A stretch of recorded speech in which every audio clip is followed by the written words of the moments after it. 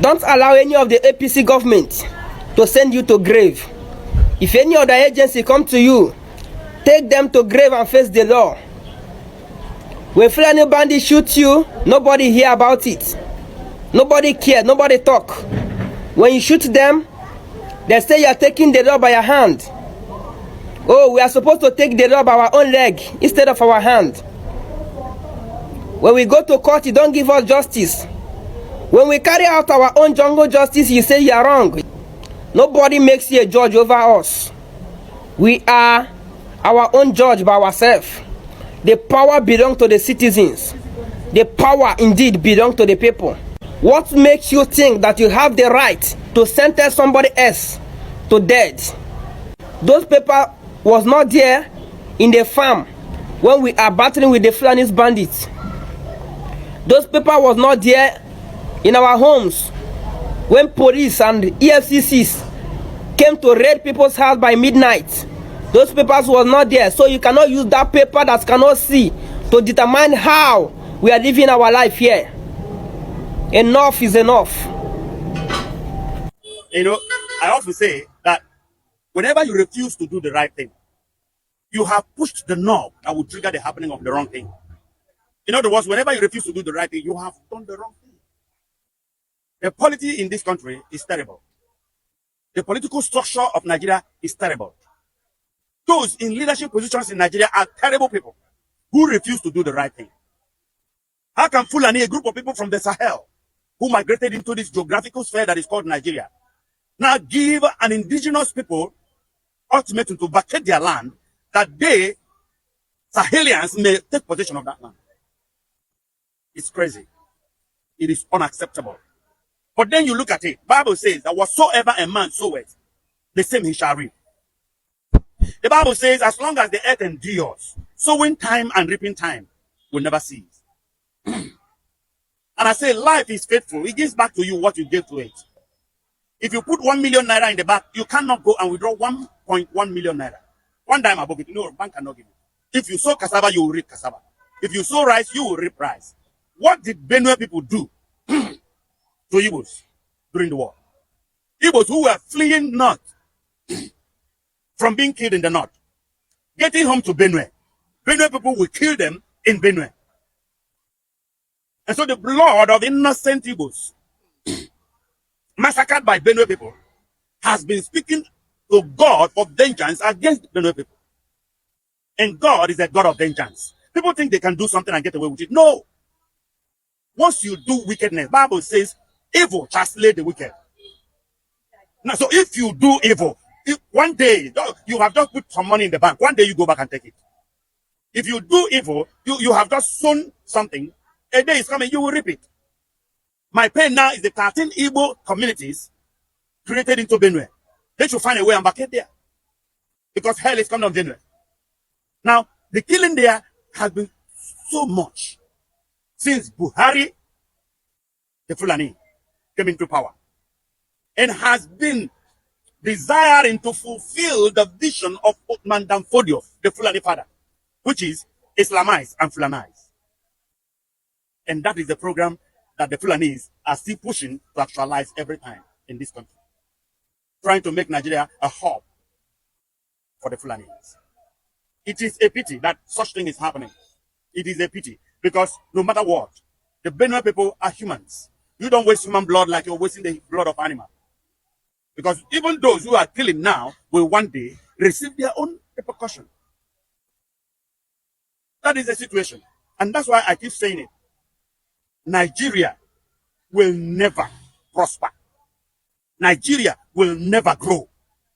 It will never be well in Nigeria until the political structure is changed. How do you mean the political structure is changed? You mean removing APC for another party to take over? It's not about political party. It's about the political structure. We have to go back to regional government or practice true federalism. States control your resources. Pay percent to the federal purse for the maintenance of the federal structure. It has 3 options. One must be done. True federalism, where states control their resources. and pay percent to the federal post for the maintenance of the federal structure, or we go back to regional government where regions were controlling their life and what they have, and they were just contributing to the center, or we go back to who we were before Britain came here and amalgamated us in 1914. East was independent, South was independent, West was independent, and North was independent. We break the nation. I have 3 republics: Republic of Biafra, Republic of Oduduwa, and Republic of Arewa. This is the solution, because the way Nigeria is constituted, it is a no man's land. It is a no man's business. The Yoruba man gets there, it is not his business. The Hausa man gets there, it is not his business. The Easterner, who owns the resources, the oil, is cut off from power totally. And so the oil, since it doesn't belong to the West, West can mess it up. Since it doesn't belong to the North, North can mess it up. And they sit on power with the help of Britain. So that is the problem. The political structure is the problem. And this problem will continue unabatedly. Because you cannot do wrong and reap right. You cannot do something wrongly and get the right result. No, it doesn't ever happen. Okay, the political structure is one of the nightmare. That is the major nightmare. That's the major problem. That's the problem that creates other problems. Is there any political will on the part of those within the corridor of power to set things right? They don't. No such will. Which means all hope is lost. The way Nigeria is porous, politically and security-wise. Nigeria is very porous. There are persons in government who are the financiers, godfathers of everything that we are seeing. That there is no distinction, that we can call them Boko Haram, militants, bandits. That is one and the same.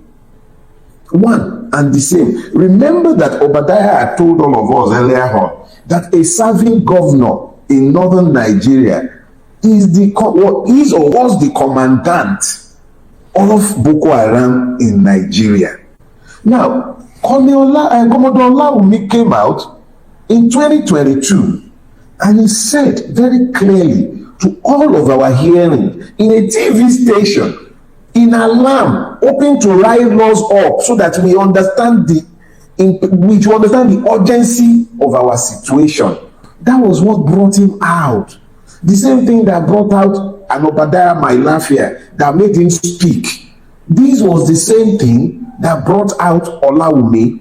Olawumi is sounding alarm. He's sitting in a TV studio telling you how his own life had been destroyed by his service to our country, how he lost his family in the belief in a federal Nigeria. He defined himself clearly. He explained the challenges to us clearly.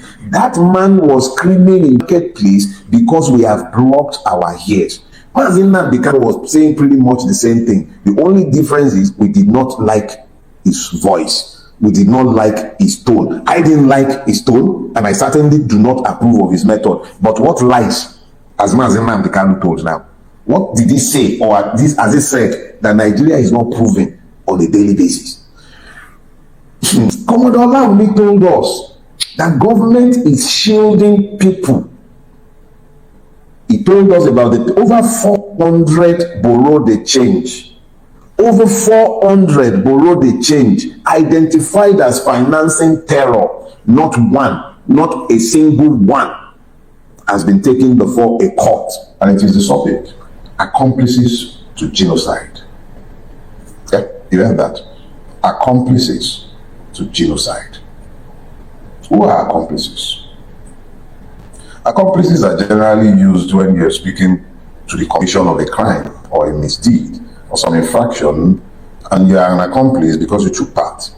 Some will take active part.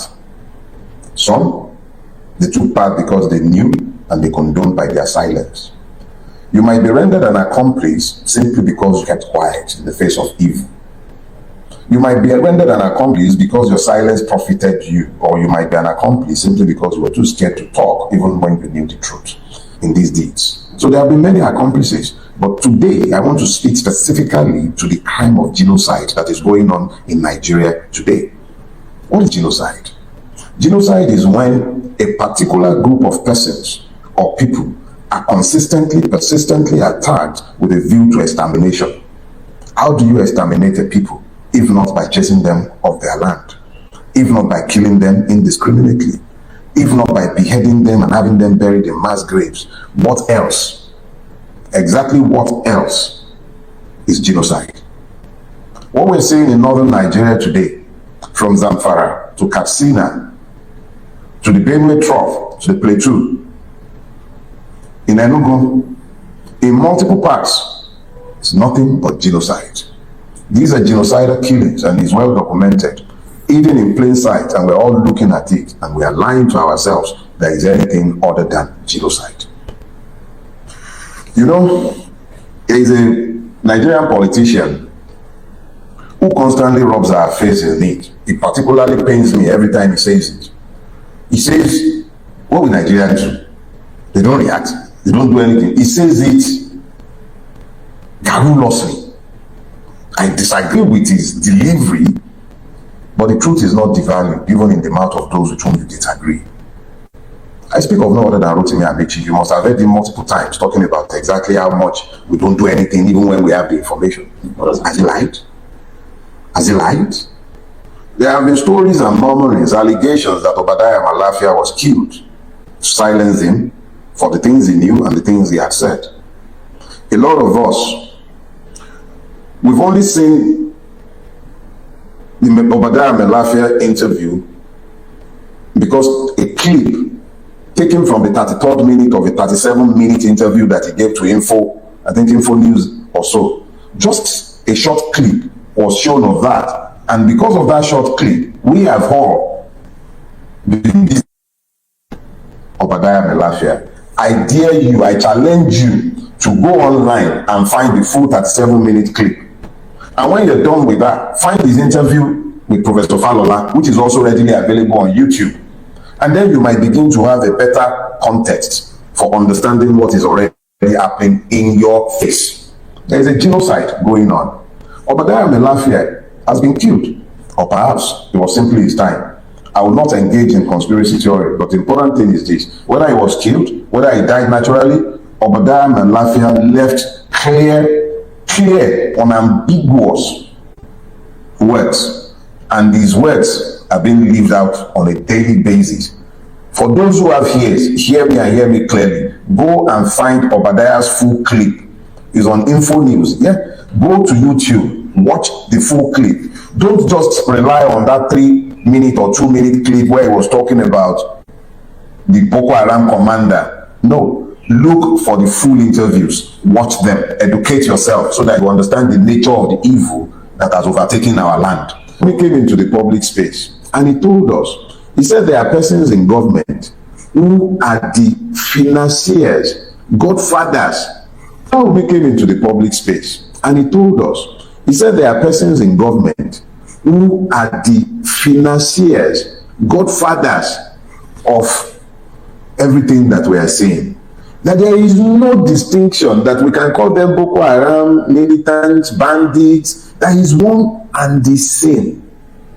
One and the same. Remember that Obadiah had told all of us earlier on that a serving governor in northern Nigeria is or was the commandant of Boko Haram in Nigeria. Now, Commodore Olaomi came out in 2022 and he said very clearly to all of our hearing in a TV station, in alarm, hoping to rile us up so that we understand the urgency of our situation. That was what brought him out. The same thing that brought out an Obadiah Malafia that made him speak. This was the same thing that brought out Olaomi. Olaomi is sounding alarm. He's sitting in a TV studio telling you how his own life had been destroyed by his service to our country, how he lost his family in the belief in a federal Nigeria. He defined himself clearly. He explained the challenges to us clearly. That man was screaming in the marketplace because we have blocked our ears. Mazin Nnamdi was saying pretty much the same thing. The only difference is we did not like his voice. We did not like his tone. I didn't like his tone, and I certainly do not approve of his method. But what lies, as Mazin Nnamdi told now, what did he say, or as he said, that Nigeria is not proven on a daily basis? Commodore Olaomi told us that government is shielding people He told us about the over 400 borrow the change. Over 400 borrow the change, identified as financing terror. Not one, not a single one has been taken before a court. But a young boy, Quadri, was railroaded into prison. What can be more criminal than that? You know something else that Commodore Olaomi told us? He was unapologetic in telling us that these are the works of Fulani jihadists. And oh, yeah, I know that some of you might want to argue that, but I remind you that in the course of the last week, a certain evil man, identified as Garba Abdullahi Mohammed, presumed to speak on behalf of the Fulanis, claiming responsibility for what is taking place in the plateau and labeling it a communal clash. People are carrying armor-piercing, high-caliber war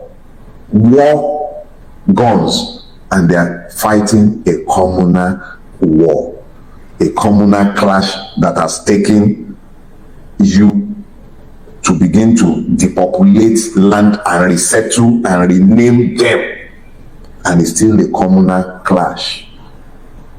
You're looking for the accomplices to genocide.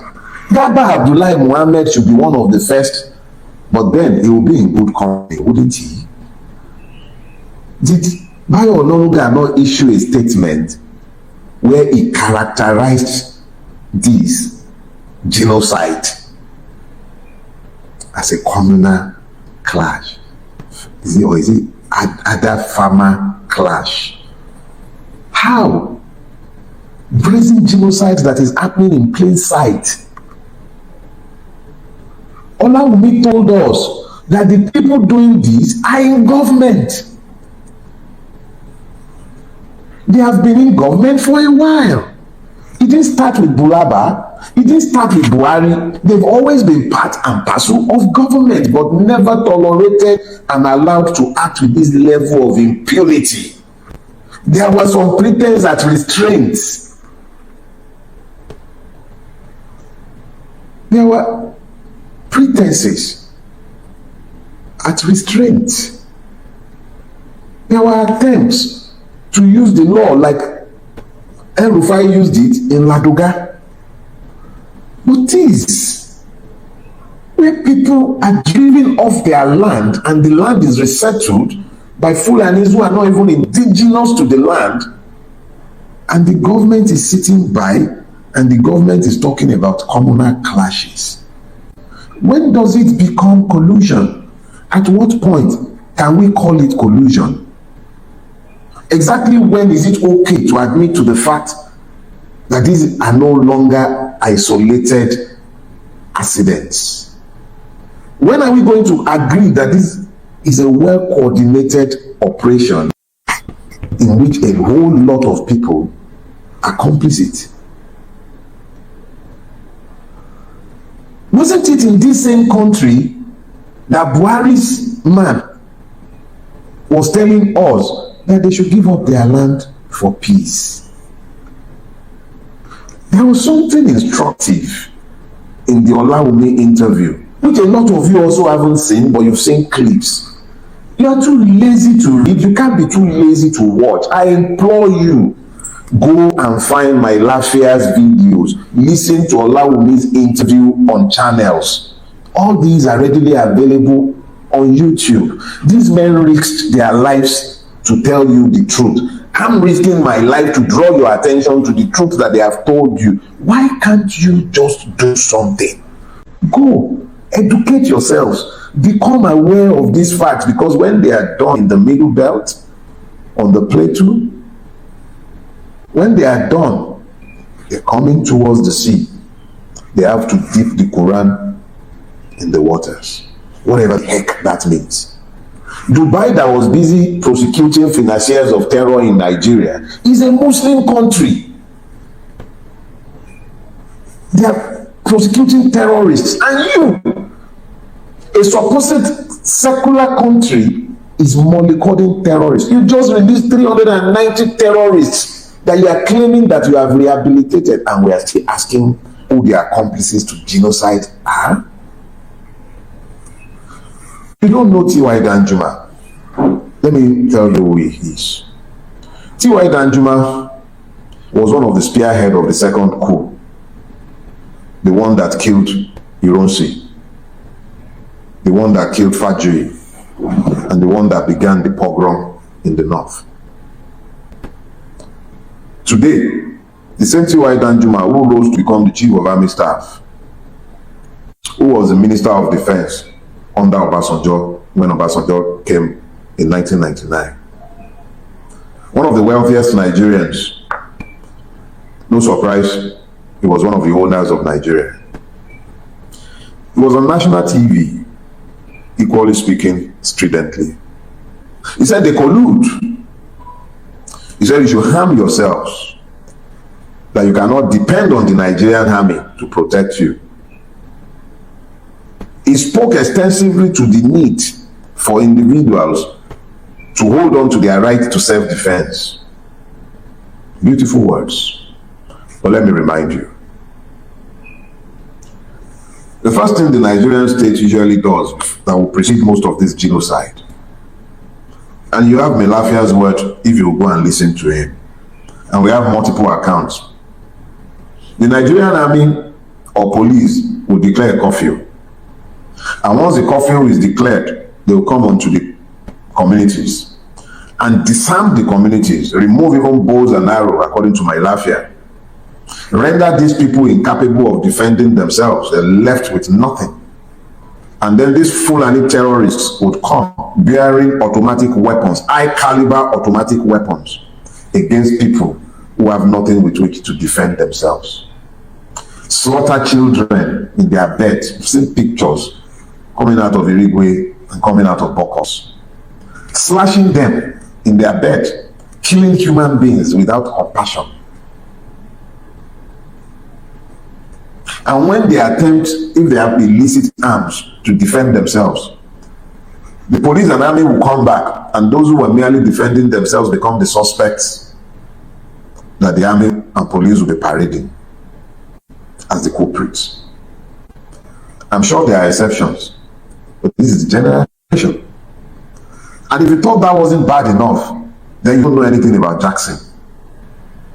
A farmer, he was attacked on his farm, right there on his farm, by Fulani terrorists. Because who else will go onto a man's land and attack him on his own farm, stabbed him multiple times, and he managed to take the knife from his attacker, and he stabbed his attacker and killed the attacker. I left law school almost 3 decades ago, and I left law practice almost 7 years ago. But I remain a lawyer because of my education.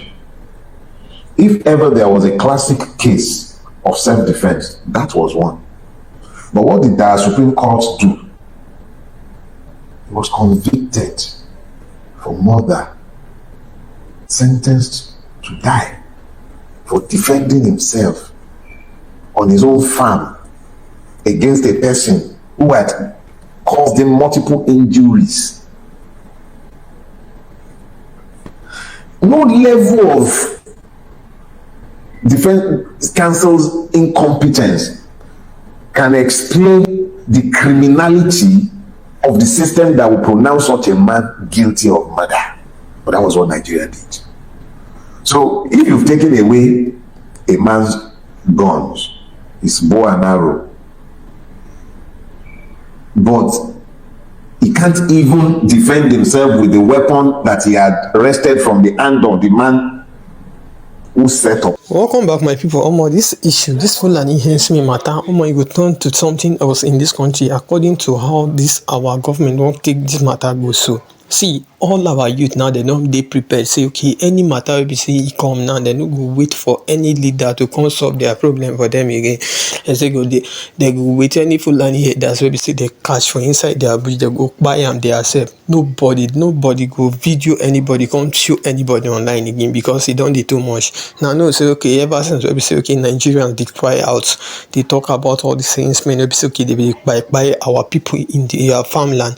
None of the government has never come out to talk anything, but if na Fulani headers na by person, they no dey come out to talk anything, but if na normal person by Fulani headers, someone like go carry that matter go dey online till everybody tire. See, this matter we say they go on, but Nigeria go lead to anarchy, go lead Nigeria to anarchy and chaos because of the way they want take this matter go now. This matter everywhere go dey wuta as me I dey tell you so like this. Now don't they see how youth now they want them say, okay, if Nigerian leaders now no do well, this country go turn this country to chaos. Now wetin dem dey talk. So this matter, the way they go now, see, make all of una we say we get farmers for inside una family, make una want una people, although you no get anybody wey say dey inside this country wey say no get farmer for im family. So make all of una want una people say that they go farm, make them dey ready because of the way this thing dey go now. See, you wey dey hear me now, you get any idea concerning this matter, abeg make you put am for inside comment section.